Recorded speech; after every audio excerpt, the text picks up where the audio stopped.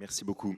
Alors effectivement, j'ai un peu cette chance ou cette malédiction de commencer en premier avec quelque chose qu'on a en partie vu déjà ce matin. Et étant historien, je vais l'admettre, je vais commencer déjà par une phrase de quelqu'un qui avait compris un petit peu l'organisation du monde de façon un petit peu brutale. Et je vais citer Bismarck. Dans l'amphithéâtre Foch, ça fait toujours un peu bizarre. Mais Bismarck qui disait « la force prime le droit ». Alors, dans le film Mission, je suis aussi un grand fan de cinéma, on dirait dans ces cas-là, si la force prime le droit, l'amour n'a plus de place sur cette terre. Mais là, le problème, il n'est pas là. Le problème, il est que si la force prime le droit, ça pose la question tout simplement de nos organisations de sécurité de manière internationale et sur la possibilité tout simplement d'avoir un système multilatéral dont on sait en même temps qu'il reste nécessaire. Et donc, la question qui me paraît être essentielle pour poser le débat, c'est parce que finalement, c'est un petit peu tout le sens des discussions qu'on a eues depuis ce matin, c'est la recomposition de ces architectures de sécurité, même cette recomposition finalement du monde, et au prisme ou au regard de cette crise très particulière, même si elle se passe sur le continent européen, et la façon dont les Européens, à nouveau, imaginent que parce que ça se passe en Europe, ça doit finalement concerner le reste du monde. Et cette problématique-là, elle est intéressante parce que justement, le reste du monde a aussi changé, il a aussi évolué, et il ne voit plus les choses tout à fait de la même façon. Et donc, cette crise que l'on observe, cette guerre qui est pour nous importante, qui est existentielle aussi pour l'Ukraine, eh bien, on l'a exposé ce matin, elle vient d'une forme de frustration. Alors, on a évoqué la frustration de la Russie, son incompréhension de cette transformation géopolitique, mais finalement, en fait, cette frustration-là, on la retrouve dans d'autres États. Et cette affirmation des puissances, dire, je parle ici aussi au sein de l'IHEDN, le thème annuel de cette année qu'on livre à nos éditeurs, c'est le monde et l'affirmation des puissances. Donc finalement, c'est presque une thématique essentielle. Elle a révélé, ou elle révèle encore, de nombreuses fragilités. Et il y a certes une forme de réveil, une forme de révélation qui fait que les Européens, mais quelque part ce qu'on appelle de manière très large l'Ouest, se trouve à nouveau dans une position d'interrogation. Et cette interrogation, on peut déjà se demander si c'est une simple interrogation ou une forme de naïveté. Le terme me paraît assez fort mais assez juste, ou si c'est bien peut-être une forme de fragilité de nos institutions et de nos organisations internationales. Le vrai problème aussi, il est de savoir si c'est une vraie surprise, et là encore, je jette un pavé dans la mare, enfin ou pas, en disant que non. C'est peut-être en fait une forme d'auto-satisfaction ou d'auto-aveuglement. Tout ce que l'on a vu surgir aujourd'hui, en fait, on l'aurait pu l'imaginer il y a déjà 10, 15 ou 20 ans. Au moment de la guerre d'Irak en 2003, certaines de ces tensions existaient. On a décidé peut-être de les occulter ou de passer rapidement dessus. En fait, la guerre en Ukraine, elle a trois effets. Elle accélère, elle catalyse et elle recompose finalement à la fois le désordre du monde et la nécessité finalement de repenser toutes nos structures. Pour moi, et je vais fonctionner en 4 leçons, ces 4 leçons et 4 mots. La première, c'est la notion de faiblesse. La faiblesse d'abord de l'ONU, la faiblesse du Conseil de sécurité face à quand même un événement qui est quand même extraordinaire, qui sort de l'ordinaire. On a pour la première fois en Europe un des membres du Conseil de sécurité qui viole l'architecture dont il est lui-même garant.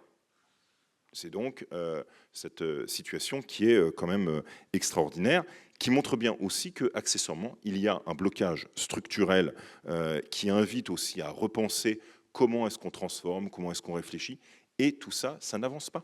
Ça n'avance pas parce que finalement, ces anciennes pratiques de la force et de l'emploi de la force, de la manière dont ensuite les architectures ou réformer le droit de veto, tout ça, sont posées, ne débouchent pas. Et donc, les tentatives de contournement ne débouchent pas non plus, ce qui conduit à une forme de blocage et, quelque part, encourage ou encouragerait, au conditionnel, l'agissement unilatéral des États sous couvert d'autres formes de multilatéralisme.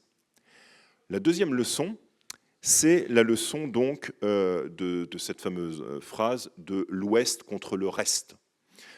C'est pas de moi, hein, bien évidemment, c'est ce livre fondateur de Stuart Hall en 1996, mais on l'a vu aussi lors de la précédente table ronde, la vision du monde que nous avons mise en place ou sur laquelle nous vivons, c'est une vision finalement très occidentalo-centrée. De même, d'ailleurs, quand on définit ce que c'est que cet Ouest, c'est quelque chose qui est véritablement très lâche, très large. Hein. Ça fait longtemps que c'est plus simplement les pays d'Europe et puis un petit peu les États-Unis et l'Amérique du Nord.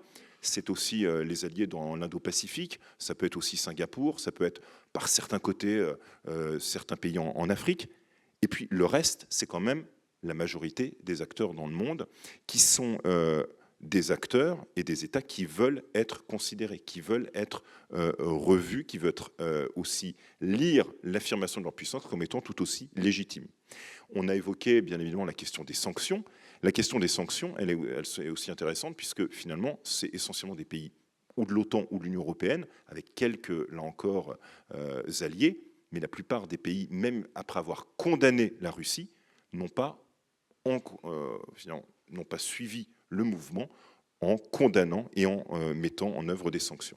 C'est-à-dire qu'on se retrouve dans cette leçon-là face à un ressentiment, face à notre vision européenne, occidentalo-centrée, qu'on estime comme étant la seule, qui est éthique, morale, valeur, même si en réalité, si on est honnête, cette vision-là, elle est aussi en partie fausse, fausse par rapport à notre histoire, fausse par rapport à certaines de nos pratiques, fausse par rapport à certaines de nos passés, et tout ça nous est renvoyé de façon ping-pong en disant, finalement, vous faites ce que vous-même, enfin, vous refusez de faire, enfin, vous refusez d'accepter ce que vous-même, autrefois, avez pourtant pratiqué.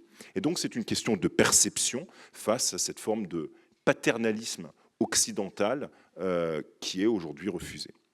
La troisième leçon, ce serait aujourd'hui finalement la désinhibition. Un reste du monde qui est finalement prudent et qui révèle des positions qui sont en relation avec les impacts possibles, qui révèlent justement cet enchevêtrement du monde. Et que pour éviter justement d'insulter l'avenir, vous avez une forme à la fois de soutien à minima du côté politique, mais pas du tout du côté économique et du côté militaire, eh bien, certaines choses continuent à se faire. Et donc, la mise en insécurité, paradoxalement, hein, même alimentaire, ne suffit pas pour permettre à certains acteurs de basculer en soutien, par exemple, des opinions occidentales. Et je vous renverrai là-dessus à la tournée, par exemple, de Lavrov dans une grande partie des pays africains, qui montre bien que quelque part, il reste entendu et que le narratif ou le discours russe passe malgré bien évidemment, la réalité. Et là encore, le discours et la perception est, à mon avis, important. La quatrième leçon, c'est que le monde unipolaire sur lequel nous pensions vivre, en réalité, ce monde multipolaire, en fait, a disparu. Déjà parce que le basculement du monde, que tout le monde imagine en train de basculer vers l'Asie-Pacifique, déclasse ou crée une forme de déclassement stratégique de l'Europe. Hein. Je reprends les termes qui avaient été écrits, le risque de déclassement stratégique de l'Europe dans l'actualisation stratégique en 2021. Et puis, avec des positions très ambiguës des nouveaux acteurs hein, et ces interdépendances croisées qui font que les multipolarités s'expriment aujourd'hui en Asie-Pacifique plus qu'en Europe. Vous avez la Chine, on a évoqué une Chine qui est un acteur intéressant puisque avant la guerre, l'Ukraine était le troisième fournisseur d'armes de la Chine. Une Inde, dont on a encore évoqué sa position et sa posture, et puis bien évidemment aussi l'Iran. Alors, pour poser quelques questions à nouveau et offrir un petit peu des réflexions pour une forme de conclusion, j'aurais presque envie de dire qui isole qui ? Quid de ce bon droit ? Quid aussi de la réponse et de ces rapports de force dans les relations internationales ? Aujourd'hui, probablement qu'il existe autour de cette notion d'affirmation des puissances la question aussi de la désinhibition, des ambitions débridées et de la création ou de la recréation finalement de sphères qu'on refuse, peut-être nous, Européens, mais que d'autres cherchent toujours à affirmer, et Céline Maranger l'affirmait ce matin, c'est quand même la vision de Moscou. Quelque part, donc, la guerre d'Ukraine n'est peut-être pas simplement une inflexion. Cette inflexion, en fait, elle a déjà commencé pour beaucoup de pays qui ne sont pas justement en Europe. Et donc, quelque part, il y a une forme de continuité. C'est simplement que nous ne l'avons pas vu, nous ne l'avons pas non plus reconnu, et peut-être ne l'avions-nous pas compris. Donc, quelque part, le discours que nous devrions nous porter, c'est une interrogation sur nous-mêmes pour mieux comprendre en fait les interactions entre la géographie, c'est-à-dire les lieux où on se situe véritablement, et les idéologies, c'est-à-dire à la fois le rapport entre la démocratie et les démocraties moins libérales ou illibérales, et la question même du libéralisme, y compris en matière économique. Enfin, et c'est mon dernier mot, je pense que le vrai problème qui se pose, et pas simplement à l'Europe, c'est aussi pour nos sociétés, c'est comment est-ce que nous-mêmes envisageons nos systèmes politiques, comment est-ce qu'on ressoude cette espèce de soutien des opinions publiques envers ces institutions démocratiques pour, derrière, pouvoir mieux les porter et pouvoir peut-être même les accompagner derrière les acteurs au niveau international qui les exigent.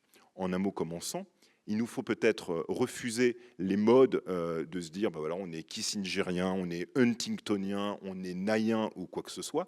Il faut peut-être en fait réinventer des voies, non pas une troisième voie, on n'est pas Nehru non plus, mais peut-être tout simplement une voie qui compte pour nous et qui parte peut-être de la base, à savoir recréer nous-mêmes une compréhension et un appel à définir nos enjeux démocratiques pour qu'on puisse à nouveau rediscuter et pas se camoufler simplement derrière la question des valeurs qui est la chose peut-être aujourd'hui du monde la moins partagée.